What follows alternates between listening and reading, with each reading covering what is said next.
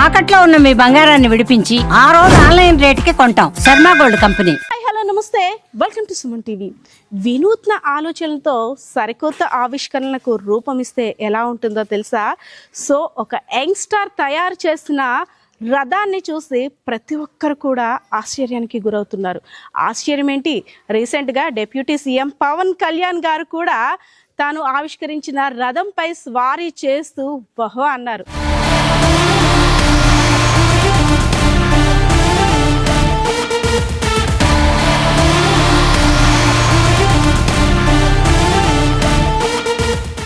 So రథం అంటున్నాను ఏంటి, చక్రాలేవి, ఇవన్నీ ఏంటి అని మీకైతే ఒక క్వశ్చన్ రైజ్ అవుతుంది కదా.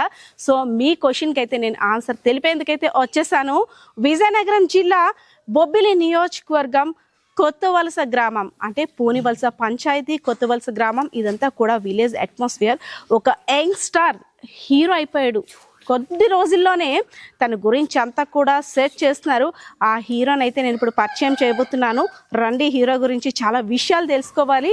హీరో తయారు చేస్తున్న రథాన్ని కూడా మీకు ఇప్పుడు చూపిస్తాను, పదండి.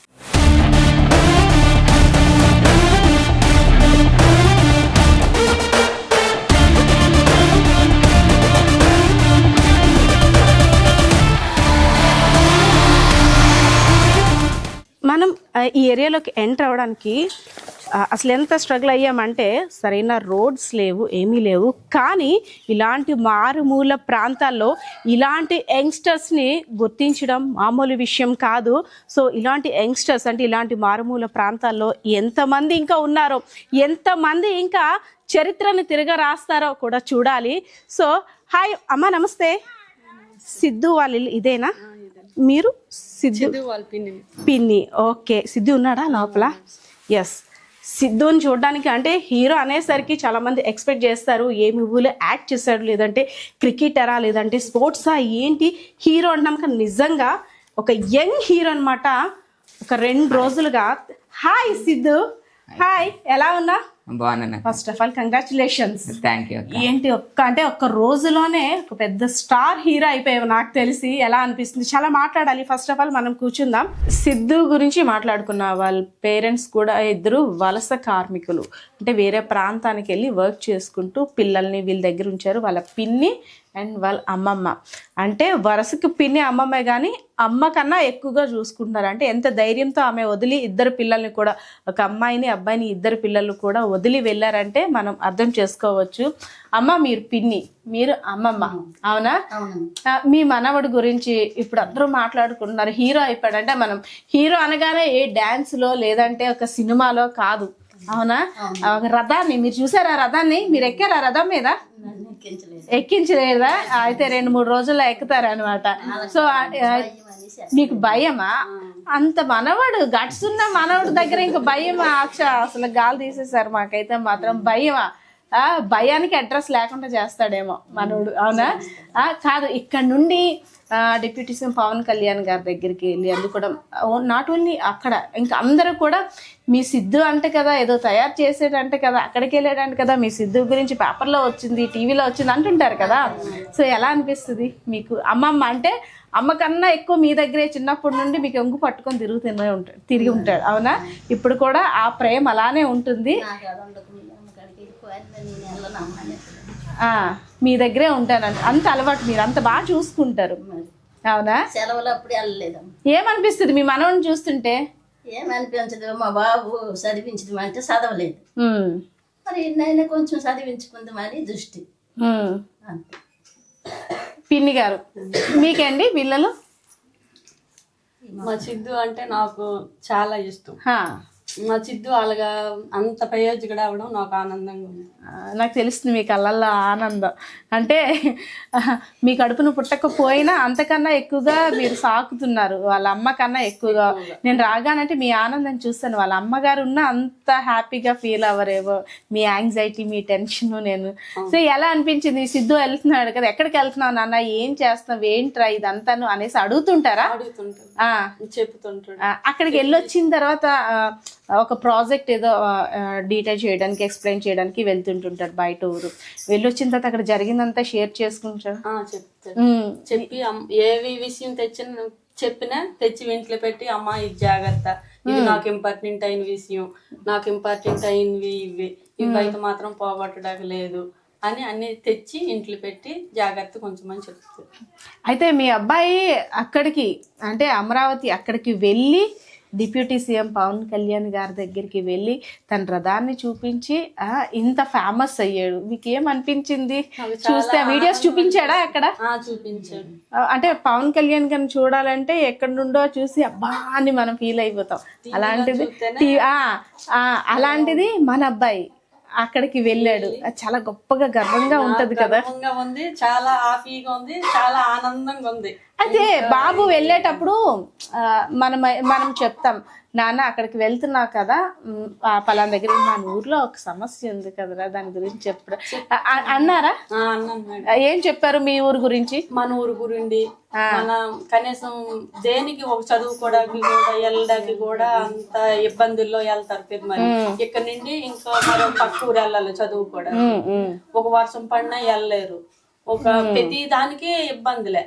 ఇక్కడ నుండి వెళ్ళాలంటే ఇక్కడ నుండి పెరుమాల్లోనే చదివాడు. చదివి అక్కడి నుండి రాజం వెళ్ళాడు చదవడానికి. మంచి ఇబ్బందులుగా పడి మా ఊరు కూడా మరీ దారుణంగా పడి చూసాను. ఆ ఇబ్బందుల్లోన చదివాడు. ఎలాగో బాగా చదివాడు. ఈ వరకు ఓకే. ఎడ్యుకేషన్ కి సంబంధించి నాన్న నీకు టైం సరిపోద్దా మరి? ఎంపీసీ అనేసరికి కొంచెం కష్టపడాలి. నెక్స్ట్ ఇంజనీరింగ్ అవన్నీ వాటి మీద దృష్టి పెట్టాలి కాబట్టి కొంచెం టైం కేటాయించాలి. దీంతో ఇది బ్యాలెన్సింగ్ చేస్తూ అది దాంతోపాటు మీకు ట్రావెలింగ్ ఎక్కువ టైం పట్టేటట్టుంది. ఫస్ట్ ఇనిషియల్ గా ఫస్ట్ ఇయర్ లో అయితే అంత టైం పట్టేది. సో ఇప్పుడు నేను ఎలక్ట్రికల్ సైకిల్ చేసుకున్న తర్వాత మీ రథం వచ్చేసిన తర్వాత ధైర్యం వచ్చేసి టైం ని కొంచెం మేనేజ్ చేసుకోవాలి. రథం చేసుకోవడానికి అయితే మాత్రం అమ్మ నాకు ఇలాగా పలాని ఇంత ఇబ్బందిగా ఉంది, నాకు కొంచెం డబ్బులు కావాలమ్మా అంటే అది ఎంతో ఇదయింది కాలని చెప్పేసి అమ్మ మనకాడ అంత స్థాయికి నాకు ఇది అవ్వలేదమ్మా, నాకు అక్కడ అన్ని డబ్బులు లేవమ్మా, ఈ సంవత్సరం ఆగు, నెక్స్ట్ సంవత్సరం నీకు ఇస్తాను, నువ్వు చేపించుకుందు, మరి ఇప్పుడు ఇబ్బంది పడకమ్మా అంటే నాకు ఎలాగైనా నాకు అదే కావాలి అమ్మ. మా అమ్మ అలాగనిసింది, అమ్మ నువ్వైనా నాకు అదే కావాలి, నాకు ఎంతో ఒక అంత కావాలని ఇబ్బంది పెట్టి మరి పిల్లలు ఫోన్ కావాలనో లేదంటే ఇంకేదో కావాలనో బట్టలు కొనమనో లేదంటే ఫుడ్ నాకు ఇది కొంటావా కొనవా అని భీష్మించి కూర్చుంటారు. కానీ మన వజ్రం అలా కాదు కదా. అవునా? ఎందుకు నవ్వు వస్తుంది సిద్ధు? వజ్రం అన్నా నాన్న, నిజంగా నువ్వు వజ్రమే నాన్న. ఎస్. అంటే లైఫ్ గోల్ ఏంటి అసలు? గోల్ అంటే పలాంది చిన్నప్పటి నుండి ఒక ప్లానింగ్ లో ఉన్నాం. నాకైతే మాత్రం your best example for youngsters. ఎవరైతే ఇప్పుడు టీనేజ్ పిల్లలు ఉన్నారో వాళ్ళందరికి కూడా బెస్ట్ ఎగ్జాంపుల్. సో ఇన్స్పిరేషన్ అని కూడా నేను అంటాను. సో ఏంటి ఫ్యూచర్ గోల్స్ ఏంటి? నా ఫ్యూచర్ లో నేను ఏరోస్పేస్ ఇంజనీరింగ్ చేద్దాం అనుకుంటున్నాను. నాకు ఇస్రోలో చేరాలని ఎప్పటి నుంచి ఆశ. సో ఏరోనాటికల్ ఏరోస్పేస్ ఇంజనీరింగ్ చేసి అందులోకి వెళ్దాం అనుకుంటున్నాను. స్కూల్ లైఫ్ నుండి అంటే నీకు వచ్చిన ఆలోచన ఇప్పుడు కాదు, స్కూల్ లైఫ్ నుండి అక్కడ టీచర్స్ సపోర్ట్స్ తోని దాన్ని కంటిన్యూ చేసుకుంటూ కాలేజ్ లైఫ్ లోకి వచ్చావు. సో నీకు అంటే నీ లైఫ్ లో ప్రధాన పాత్రలు ఏమంటూ ఉన్నాయంటే స్కూల్ టైం నుండే నిన్ను మోటివేట్ చేసిన టీచర్స్, అదేవిధంగా ఇంట్లో ఫ్యామిలీ మెంబర్స్, అదేవిధంగా కాలేజ్, దాంతోపాటు ఫ్రెండ్స్. సో నీ విజయం వెనకాతల చాలా మంది పాత్ర ఉంది. సో ఒక్కొక్కరి గురించి. ఫస్ట్ నాకు ఇనీషియల్ గా హెల్ప్ చేసింది పాండురంగ శ్రీను సార్ అని. సో అతని హెల్ప్ తో 6th, 7th, 8th వరకు నేను 6th, 7th, 8th వరకు మండలం లెవెల్కి అయితే వెళ్ళడం జరిగింది. సో అక్కడి నుంచి ఈశ్వరరావు సార్ అని నాకు చాలా ఇష్టమైన సార్. సో ఆ సార్ హెల్ప్తోనే నేను స్టేట్ లెవెల్ వరకు అయితే వెళ్ళడం జరిగింది. అలాగే అనురాధ మేడం, సో ఆ మేడం ద్వారా కూడా నాకు చాలా హెల్ప్ అయింది. వీరందరూ నాకు ముఖ్యమైన పాత్ర అంటే మహేశ్వరరావు సార్, ఆ ఫిజిక్స్ చెప్తారు. సో అతను నాకు ఫస్ట్ ఇయర్లో ఫీజు కూడా 10,000 హెల్ప్ చేశారు. ఎస్, ఫైనాన్షియల్గా హెల్ప్ చేస్తారు. ఎప్పుడు ఏం కావాలన్నా చాలా అందుబాటులో ఉంటారు. ఓకే, మనం చాలా విషయాలు మాట్లాడేసుకున్నాం. ఫైనల్గా నీ ఊరి కోసం, మీ ఊరి ప్రజల బాగు కోసం నువ్వు అంటే ఫస్ట్ నీ తరపు నుండి ఒక అడుగు వేసావు. ఒక సైకిల్ని అంటే రథాన్ని కొత్తగా తయారు చేసి సో మా ఊరి కోసం ఇలాంటివి ఉండాలి, ఇంకా చాలామంది పిల్లలు విద్యకి దూరం కాకూడదు, ఎవరు కూడా అంటే ఇంత సఫర్ అవ్వకూడదు అని ఒక స్టెప్ ముందుకేసావు. సో మీలాంటి పిల్లలకి ఇంకా ఇలాంటి మారుమూల ప్రాంతాలు మన ఏజెన్సీ ప్రాంతాలు చాలా ఉన్నాయి. సో అలాంటి వాళ్ళకి ఎలాంటివి ప్రొవైడ్ చేస్తే ఎలాంటి సదుపాయాలు ఉంటే ఇంకా మంచిగా చదువుకోగలరు, నీలాంటి యంగ్స్టర్స్ ఇంకా బయటికి అంటే సూపర్ హీరోస్ ఇంకా బయటికి రాగలరు మీ ఆలోచన? ప్రతి మండలానికి ఒక అటల్ టింకరింగ్ ల్యాబ్ అనేది ఉంటుంది. సో ఆ స్కూల్లో జాయిన్ అయ్యి అటల్ టింకరింగ్ ల్యాబ్లో రోబోటిక్స్ వర్క్ షాప్ లో పాల్గొంటే చాలా నాలెడ్జ్ గెయిన్ చేయొచ్చు అక్క. మనం 1 రూపీ కూడా పే చేయాల్సిన అవసరం లేదు. సో ప్రతి ల్యాబ్ లో 20 lakhs వర్త్ ఎక్విప్మెంట్ మొత్తం ఉంటుంది. సో మనకు వచ్చిన ఐడియాని సబ్మిట్ చేసి ఆ ఐడియా సబ్మిట్ చేసిన తర్వాత దానికి కావాల్సిన ఎక్విప్మెంట్ మొత్తం ఇస్తారు. సో మనం అక్కడే తయారు చేసి అక్కడి నుంచినే నేషనల్ లెవెల్స్ వరకు వెళ్ళొచ్చు అక్క. ఎస్ అక్క. ఎస్ అంటే తర్వాత ఇస్రో నీ టార్గెట్. సో మేము అటు రావాలంటే అటు ఎటో రావాలి, ఇంకా నువ్వు తెరలాం ఎప్పుడు వస్తావా అని ఫోన్ చేయాలన్నమాట.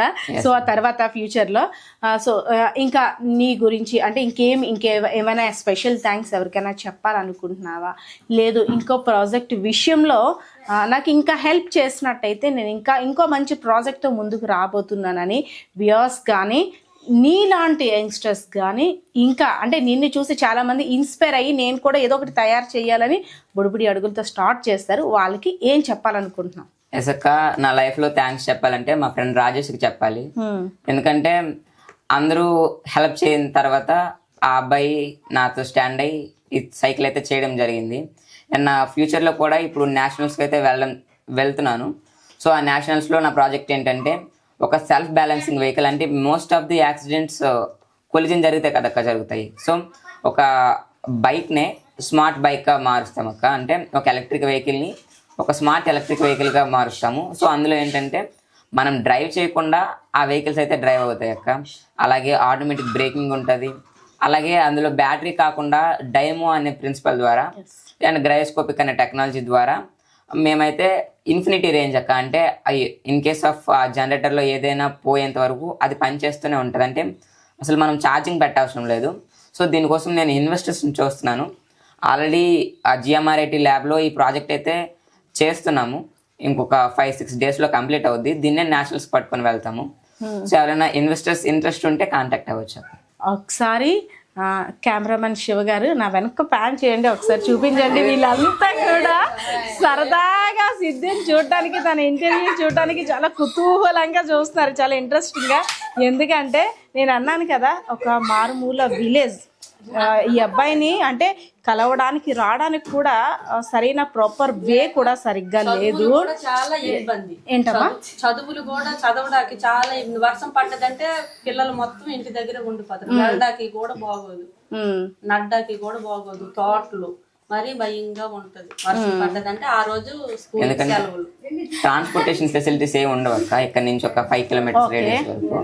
సో మనకు ట్రాన్స్పోర్టేషన్ ఫెసిలిటీస్ కావాలంటే ఇక్కడ నుంచి 5 kilometers వెళ్ళిన తర్వాత.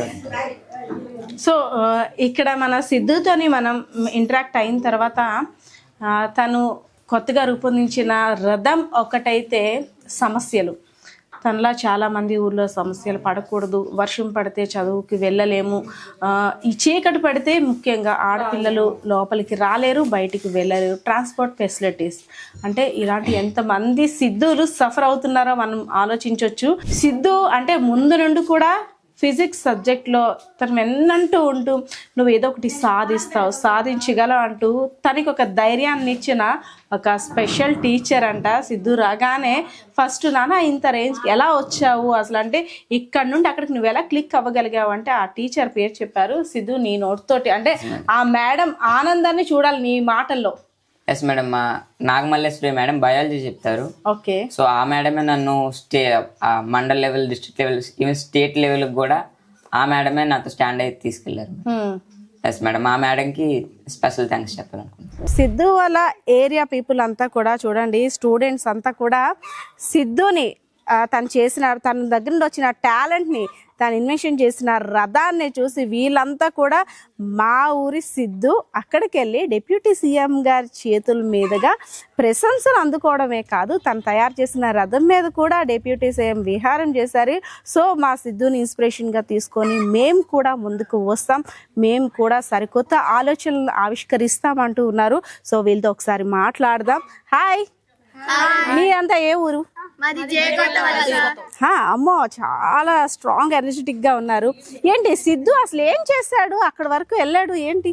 సిద్ధు అనే ఎలక్ట్రిక్ బైక్ చేశాడు. ఓకే, అంటే తను చేయడానికి గల కారణం ఏమిటంటే, మేము ఇక్కడ నుంచి 3 కిలోమీటర్స్ నడిచి చదువుకోవడానికి వెళ్ళాలి. మేము 6th to 10th వరకు పెరుమాల్లో చదువుకొని నడిచి వెళ్తాం రోజు.